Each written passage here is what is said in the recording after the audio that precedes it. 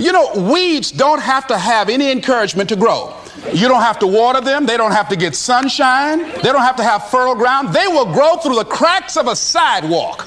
But if you want to grow orchids or roses or any kind of exotic flowers, there are special processes and procedures you must go through. Well, by the same token, you don't have to force yourself or motivate yourself to think negatively, to be depressed, to hate somebody, to want revenge, to want to get back at somebody, to beat yourself up over the head, to feel loaded with guilt. You don't have to make any effort to do that. Your mind is on automatic. It will do that by itself. But if you want to begin to move into your own personal greatness, if you want to begin to really enjoy a happy, successful, healthy life, you've got to be willing to go against the tide. You've got to be willing to harness your will and say, in spite of this, I'm in control here.